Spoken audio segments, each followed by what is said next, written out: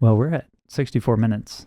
So You're really going to have to work that section, this last few sections. yeah, I'll probably just cut everything. Oh, okay. Yeah. We just talked for nothing. Actually, psych, we're not actually sending this out. We're cutting the whole thing. This is just for us. This is for funsies. This is a planned intimacy exercise, and we're actually just investing in our relationship. This is one of those nightly talks that we talked about earlier. We just have microphones in front of our mouths this time. Mm-hmm. Yeah. Any other questions? Any questions? I like this. Any questions? We should do this more often. Peanut gallery. What part about it do you like? I don't know. I just like the conversation piece. I think the setup is fun too. So it's cool to see into, the work that you are already doing for this podcast, and just to be a part of that. I think I get a clear picture of like, wow, yeah, this actually is really fun to talk about and do, and just sit here and do. When you first started, I was like, I wonder what that's going to be like. Like, is it really fun to just sit there for like an hour and a half and just sit and talk to yourself? And now that we've been in it, I'm like, wow, this is actually so fun. Can we keep talking? Like, this is really cool. It is a little different from the first episode I recorded where I had the camera feed facing me. And so I talked at myself. Mm-hmm. And now you and I get to talk to each other. Yeah, can we just talk like this more often? I think I like just the microphones and the whole setup is, I feel like one of those famous people getting interviewed. Yeah, maybe we should have phone calls more often. I'll sit in here in my office and you go across the house to your office and then we'll just sit on the phone. Or we could get we could get that microphone set up in your office. Oh, yeah. We could have a Zoom call or something like that. I feel really cool. Like a producer or something. Yeah. Like, this is our fancy studio, and yeah, it's just cool. I'm one of the cool kids now. Mm-hmm. At least you got to tell all your friends that you've been on a podcast. True. You've been interviewed. I've been on one of the coolest podcasts ever. Will you invite me back? I hope so. Great. I mean, if I don't, then I'm like... That's tough. Probably dead or something. It might not be... Something has happened. Might not be the next episode because I've probably got to record something about what I'm actually learning now that classes have started. Boo. But once we get to, I don't know, some other topic that's interesting and that we've got thoughts on, then we can talk about that. So I'll probably just be updating you with the material that I'm learning anyway. And then if you think like, oh, hey, I've got thoughts on that, that would be interesting to do a podcast about, then we can sit down again and record. Coming up on this episode of The Coder's Couch. Wow. This'll be fine. Good luck editing this. It'll give the people what they want. There's probably a lot of stuff you could cut out. I'm just going to mute your mic for the entire episode. It's going to still end up just me talking to myself. You'll work your magic. You'll make it good.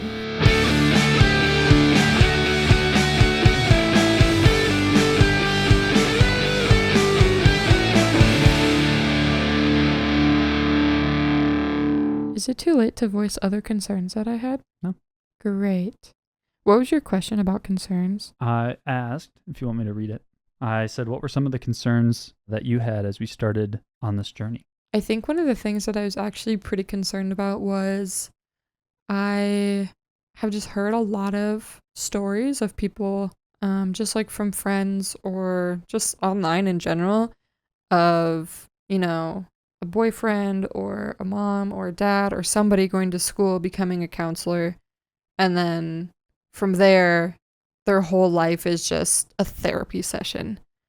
And so I think one of the things that I was concerned about going into this was that our marriage was just going to become one big therapy session for the rest of our life, and that you were going to therapize me, therapize our children, our friends, our family. And I wanted to make sure that that didn't happen because I know how harmful that can be for families. And right. You don't psychoanalyze your friends or family. Yeah. That's like rule number 1 of being a counselor. Mm-hmm. And I think I was like hyper focused on it. Like every little thing that you were saying or the way that you were responding, like my brain was just like, don't do that. Don't therapize that person. Don't say that. Don't like different things. Just because, yeah, that's something that I really, really, really want to avoid. I don't want that to cause any issues. And I think we had some tiffs at the beginning just because I was seeing things and hearing things maybe differently than you were. And we chatted about them. And I think things have been going a lot smoother now. And I feel a lot better. But yeah, that's always just one thing, right? And I think the more you get into it, like even our marriage counselor, she's said sometimes like it is so hard for me to not respond a certain way when a friend is saying something or family member is doing something or, you know, reaching in and giving advice on how to raise kids or, you know, whatever. And so I think the more you get into it, the more focus you're going to have to give to making sure you don't respond like you're somebody's therapist. And right. And that's those are conversations that I've had with our counselor as well, in that she was very supportive of me becoming a therapist and going back to school. Like I said in the last episode, she wrote me a letter of recommendation. And so I had asked like questions such as, how do you avoid like your friendship interactions becoming like, if they try to use you for free therapy, if somebody has the thought of like, well, my best friend is a therapist, so I just get to get coffee with them and share all the things going on in my life and get their thoughts, and then I never have to pay for therapy. Like, how do you avoid that as a therapist? And then as we dove into some of the topics about people in my life, friends and family, and just how I can interact with them best and love them well, her giving me a couple phrases that I've tried to adopt and live by, such as, well, just in general, I think one of the phrases is really emphasizing, I'm not your therapist. You know, I'm not your therapist. I'm your husband. And so knowing my place there. Know your place. Yeah, exactly. And then for my friends, also telling them, and I guess I haven't told anybody specifically, just like, I'm not your therapist. I'm your friend. And so I'm going to be here and just be a friend. And hopefully I can still give some good thoughts and help you process things, but I'm not here to dive into your childhood and diagnose you about why you're doing the things you are doing. And that has also caused a little bit of tension between my best friend and I. And he got very mad at me one time, rightfully so, when I had mentioned the possibility of like one of his current problems being something about his past. And his response being like, I think in maybe slightly harsher words, just like, you don't need to psychoanalyze everything. And that one stuck with me. His response specifically, and to be fair, it was over text, but having known him almost my entire life, I could kind of hear his voice in my head of how he said that. So didn't want to stay on the wrong side of him for too long, but that one, and then the phrase, which I think is helpful and would probably help a lot of people if we just started embracing this as a society, but the phrase, not my circus, not my clowns. Just letting, like, the example that comes to mind could be like, you're watching a family with young kids, like in a restaurant or in whatever, or like a family, you know, also maybe like if you and I went over to a friend's house for supper and like their kids were acting up or something like that. When we get to that stage of life where like we have married couple friends and they've got kids that are like running around and things like that, just like, that's not my place to step in, not my circus, not my clowns.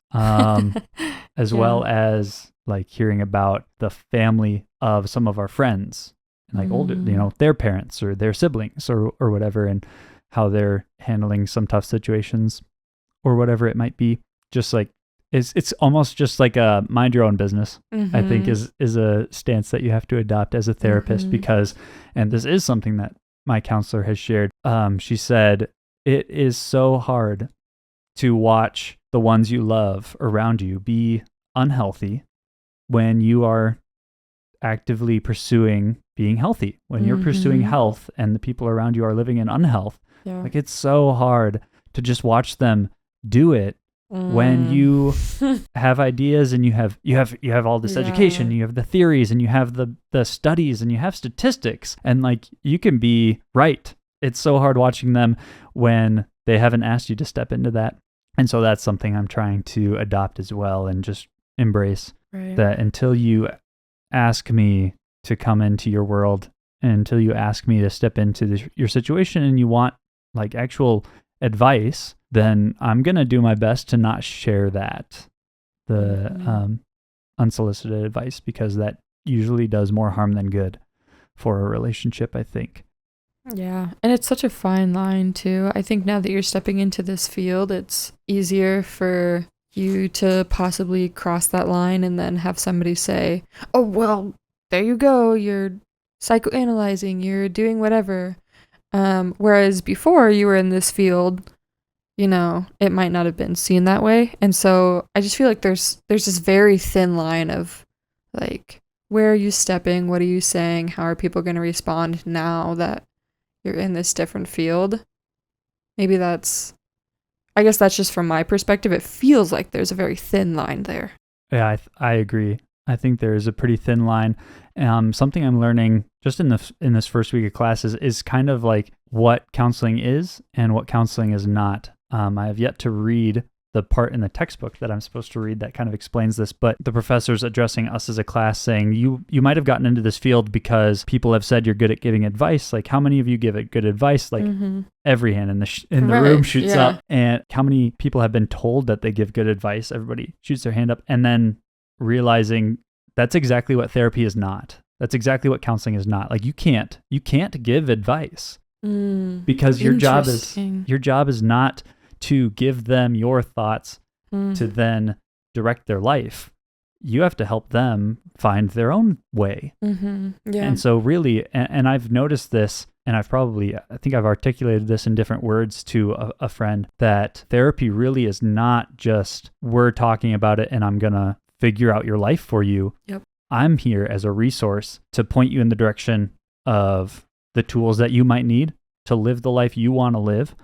And I think, especially when it comes to like talk therapy, which is pretty common, then just the act of talking to somebody else and having somebody like ask you directed questions and questions that you might not ask yourself. That's where the magic happens in talk therapy. And so you can generally like figure out what you want if you're asking yourself the right questions, which is one of the reasons why I journal so much. But our job is not giving advice. Our job is a lot of like, and that's why the cliche is, and how does that make you feel? What do you think about that? And what would you like to do? What would you like the outcome of this situation to be? Things like that. Like they're cliches for a reason, and they're very prevalent for a reason. It's because we're not there to tell you what we think. We're there to help you figure out what you think. Yeah, that's good. And that's why even in the first week, actually, I think it was more so during training. It's like our instructors were saying, what do you do in a scenario where you're in a therapy session with a client that's sharing a direction, like sharing moral beliefs, political beliefs, like any ideology or something that you don't agree with? Then how do you react? And really the response, I think, should be, and I'll probably get a clearer picture of this as I keep moving forward in my education and like practicum hours and actually seeing clients and things like that. But it's figuring out, what does the client want? What do they want? And how do they see the world? And how can I just like be a lens to help clarify? Maybe I'm not the lens. Maybe just like, how can I help you clean the lens through which you want to see the world? Because you might be in a position where like you've got a lot of jumbled thoughts, or you've got some ideas of like, here's where I am, and I have a vague notion of where I want to be. And so then the job of a therapist or the job of a counselor is to help you figure out a clear path forward. Yeah. So I also learned the difference between counseling and therapy. I don't remember the full list, but the one that sticks out to me is that therapy is more long-term and counseling is short-term.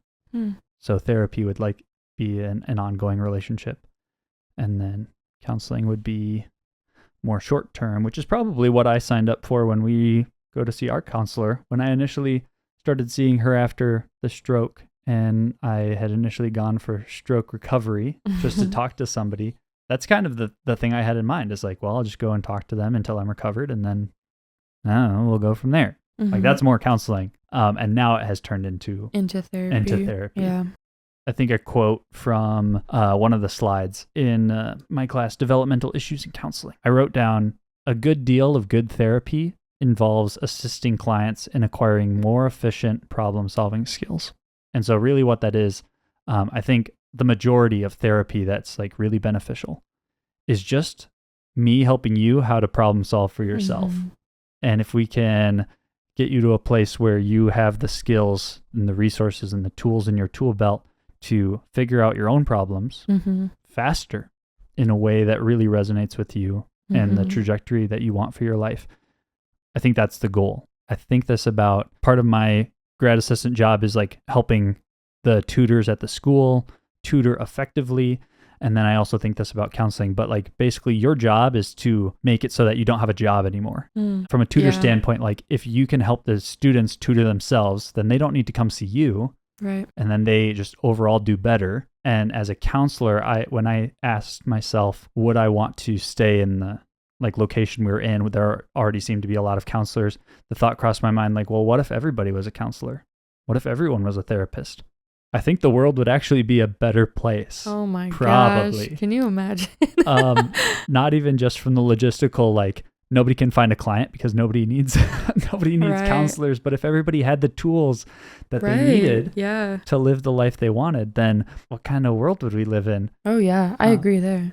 And so I think part of my job is probably just like making it so that I don't have a job almost. And of course, there's no end to problems here in the human condition, but and because time is finite as far as like the time of our lives, like I'm only going to be working for so many years, which means I can only see so many clients, I can only help so many people. Then if I can just help them problem solve their own life and live the life that they want, then that's what I'm going to do.